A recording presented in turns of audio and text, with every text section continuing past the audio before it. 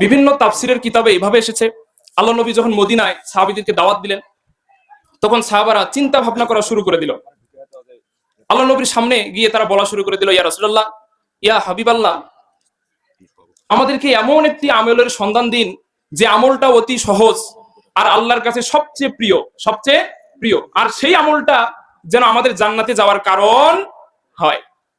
ইয়া রাসূলুল্লাহ, এমন এক আমল আমাদেরকে শিখিয়ে দিন যে আমলটা আল্লাহর কাছে সবচাইতে প্রিয় হবে, আবার সেই আমলটাই আমাদের জান্নাতে যাওয়ার কারণ হবে। তখনই আল্লাহ তাআলা আরশের উপর থেকে জিবরাইল আমিনকে বললেন, যাও যাও, আমার হাবিবের সাহাবারা আমার হাবিবকে জিজ্ঞাসা করেছে, তোমরা এই আয়াতখানা নিয়ে যাও, সকলেই আমার সাথে পড়ুন। তো উমিনুনা বিল্লাহি ওয়া রাসূলিহি ওয়া তুজাহিদুনা ফি সাবিলিল্লাহ বিআমওয়ালিকুম ওয়া আনফুসিকুম যালিকুম খায়রুল লাকুম ইন কুনতুম তা'লামুন। আল্লাহ রাব্বুল আলামিন জানিয়ে দিলেন, হাবিব, তোমার সাহাবারা তোমার সামনে জিজ্ঞেস করে কোন আমলখানা আমার কাছে সবচেয়ে বেশি প্রিয়। হাবিব হে, আপনি জানিয়ে দেন আমার কাছে সবচাইতে প্রিয় আমল হলো দুইটি। কয়টি? দুইটি। কে বলেছেন? আল্লাহ বলেছেন।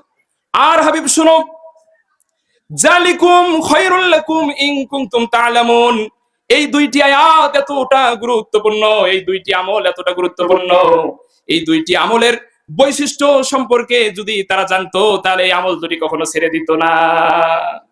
সে আমল দুটি জানার দরকার আছে না নাই? আল্লাহ রাব্বুল আলামিন কি চমৎকার করে বলছেন, তুমিনুনা বিল্লাহি ওয়া রাসূলিহি। আল্লাহ রাব্বুল আলামিন এক নাম্বার আমলের কথা জানিয়ে দিলেন, দুনিয়ার মানুষেরা তোমরা এক নম্বরে যে আমলটা করবা সেই আমলটা হলো তোমরা ঈমান আনবা আল্লাহর প্রতি। কার প্রতি? আল্লাহর প্রতি। ঈমান না থাকলে কোনো আমল কি গ্রহণীয় হবে? হবে না। ঈমান আনতে হবে আল্লাহর প্রতি, এক নাম্বার কারণ। তুমিনুনা বিল্লাহি ওয়া রাসূলিহি, ঈমান আনতে হবে আল্লাহর প্রতি এবং সাথে সাথে ঈমান আনতে হবে আমার রাসূলের প্রতি। আল্লাহ ও তার রাসূলের প্রতি ঈমান আনতে হবে। প্রথম নাম্বার আল্লাহ আমল শিখিয়ে দিলেন যে আল্লাহর কাছে সবচেয়ে বেশি প্রিয় আমল কি জানো? ঈমান আনতে হবে আল্লাহর প্রতি, রাসূলের প্রতি। এটা হচ্ছে এক নাম্বার কারণ। কয় নাম্বার কারণ? এক নাম্বার কারণ। সেই ঈমান আমরা এনেছি। আল্লাহ রাব্বুল আলামিন তিনি বলেন ঈমান আনতে হবে এমন ভাবে, যদি তোমাদেরকে আগুনে পুড়িয়ে ফেলা হয় বা তোমাদের গলায় ছুরি দেওয়া হয়, তবুও আল্লাহ ছাড়া অন্য কারো জন্য ঈমান থাকা যাবে না। ঠিক না?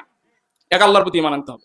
7টা বিষয়ের প্রতি কেউ যদি ঈমান না আনতে পারে তাহলে সে মুমিন হবে না। আমি তুলে ধরেছি, আপনারা দেখেন। এক নাম্বার, আমানতু বিল্লাহি, ঈমান আনতে হবে আল্লাহর প্রতি, ওয়া রাসূলিহি, ঈমান আনতে হবে তার রাসূলের প্রতি, ওয়া কুতুবিহি, ঈমান আনতে হবে তার কিতাবের প্রতি, ওয়াল ইয়াউমিল আখির, ঈমান আনতে হবে আখিরাতের প্রতি, ওয়াল কদরি খায়রিহি ওয়া শাররিহি মিনাল্লাহি তাআলা, আপনার জীবনে ভালো মন্দ যা কিছু হচ্ছে সব কিছু কার পক্ষ থেকে হচ্ছে? আল্লাহর পক্ষ। ওয়াল বাসি বাদাল মাউত, মৃত্যুর পরে আবার যে আল্লাহ আপনাকে জীবিত করতে পারে, মৃত্যুর পরে পুনরুত্থানে আপনি যে আবার জীবিত হবেন সেই সম্পর্কে ঈমান আনতে হবে। এই 7টা বিষয়ের উপরে ঈমান থাকতে হবে।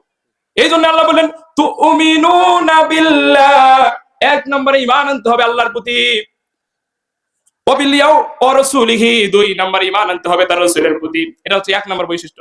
মানে আমরা প্রথমে যা বলতেছিলাম, ঈমান আনতে হবে কার প্রতি? আল্লাহর প্রতি। এই ঈমানের অর্থ বোঝাতে গিয়ে ওয়াজিয়াতি হুজুররা কিছু উদাহরণ দিয়ে থাকে।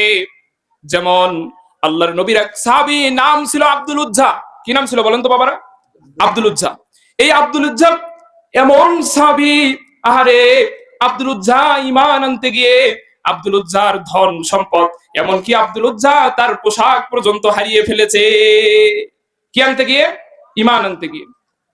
আব্দুল উজ্জা সবেমাত্র কালেমা পড়েছে। সবাই আমার সাথে পড়েন, লা ইলাহা ইল্লাল্লাহু মুহাম্মাদুর রাসূলুল্লাহ। আব্দুল উজ্জার বাবা জীবিত ছিলেন না, মারা গিয়েছে। শুধু বাড়িতে বৃদ্ধা মা আছে। আব্দুল উজ্জা তার চাচার কাছে লালিত পালিত হয়। এবার যখন মক্কায় চারিদিকে সরাসরি হয়ে গেল, আব্দুল উজ্জার চাচার কাছেও আওয়াজ চলে গেল, তার ভাতিজা আব্দুল উজ্জা কালেমা পড়ে মুসলমান হয়ে গিয়েছে। চাচা ছিল মুশরিক। চাচা ছিল কি? মুশরিক। আব্দুল উজ্জা যখন সন্ধ্যেবেলা বাড়িতে ফিরেছে, চাচা এবার আব্দুল উজ্জাকে ধরে বলছে, ভাতিজা আমি শুনলাম তুমি নাকি কালেমা পড়ে মুসলমান হয়েছো। এবার আব্দুল উজ্জা ডাক দিয়ে বলে, চাচা যখন শুনেছেন তাহলে আমার সাথেও আপনিও পড়েন, আশহাদু আল্লা ইলাহা ইল্লাল্লাহু ওয়াহদাহু লা শারীকা লা ওয়া আশহাদু আন্না মুহাম্মাদান আবদুহু ওয়া রাসূলুহু। জান্নাতে একা আমি যাব না তো ভাই, জান্নাতে একা আমি যাব না তো ভাই, তোমাকেও জান্নাতে সাথে নিতে চাই। ঠিক না? পড়েন পড়েন, জান্নাতে একা আমি যাব না তো ভাই, জান্নাতে একা আমি যাব না তো ভাই, তোমাকেও জান্নাতে দলে নিতে চাই, তোমাকেও জান্নাতে দলে নিতে চাই। পড়েন আমিন। এবার ভাতিজা বলল, চাচা যখন শুনেইছেন আমি আব্দুল উজ্জা কালেমা পড়েছি, চাচা হে আপনিও পড়ে নেন। এবার চাচা রেগে গেলেন, ভাতিজা তোমার এত বড় সাহস আমার বাপ দাদার ধর্ম ফেলে দিয়ে কোন আব্দুল্লাহর বেটা মোহাম্মদ তার ধর্ম গ্রহণ করতে বলো। ভাতিজা এমন বাক্য তুমি পড়েছো ভাতিজা, এই বাক্যের কারণে তোমার ধন সম্পদ তোমার অর্থ সবকিছুই হারাতে হবে। আব্দুল উজ্জা ডাক দিয়ে বলে, চাচা আমার জানমাল যা কিছু আছে সব কিছু যদি হারিয়ে যায়, আমি আব্দুল উজ্জা ইসলামের পথ থেকে, কোরআনের পথ থেকে, আমার নবীর উপর থেকে এক চুল পরিমাণ সরে যাব না। এবার চাচা ডাক দিয়ে বলছে, আব্দুল উজ্জা তোমার যে সম্পত্তি আমি দিয়েছিলাম তোমাকে, সেই সম্পত্তির সব কিছু তোমাকে ছেড়ে দিতে হবে। আব্দুল উজ্জা ডাক দিয়ে বলে, চাচা আমার কোনো আফসোস নাই, সবগুলো সম্পত্তি আমি ছেড়ে দিলাম। এবার চাচা বলছে, আব্দুল উজ্জা তোমাকে আমি এতদিন লালন পালন করেছি তা তো বৃথা, তোমার শরীরের যে জামা কাপড় আব্দুল উজ্জা এই সব কিছু তোমাকে খুলে দিতে হবে। বলুন নাউজুবিল্লাহ। আব্দুল উজ্জা অসহায়, কারণ আসলেই চাচার দেওয়া জামা কাপড়। আব্দুল উজ্জা চাচার দেওয়া জামা কাপড় খুলে দিয়ে হায়রে উলঙ্গ হয়ে আব্দুল উজ্জা দুই চোখ বন্ধ করে যখন বাড়ির দিকে রওনা দিয়ে বাড়িতে প্রবেশ করেছে, বাড়িতে শুধু বৃদ্ধা মা। আব্দুল উজ্জার উলঙ্গ অবস্থা দেখে এবার বৃদ্ধা মা দুই চোখে হাত দিয়ে চোখ বন্ধ করেছে। আরে ডাক দিয়ে বলে, বাবা এ কেমন অবস্থা, তোমার শরীরে কোনো পোশাক নাই। আব্দুল উজ্জা এবার বলছে, মা গো ঈমান আনতে গিয়ে আমি আব্দুল উজ্জা আমার ধন সম্পদ কোনো কিছু আনতে পারি নাই। মা গো যদি পারেন আপনার কাছে লজ্জা স্থান ঢাকার মতো কোনো কাপড় থাকলে আমি আব্দুল উজ্জাকে আপনি দান করতে পারেন। এর নাম হলো ঈমান। আর আজকে আমরা এমন ঈমান এনেছি, এক কাপ চা দিলে আল্লাহকেও ভুলে যায়, আল্লাহর দিনকেও ভুলে যায়, আল্লাহর নবীকেও ভুলে যায়। এমন মুসলমান বাংলার জমিনে আছে না নাই? এগুলো ঈমান নয়।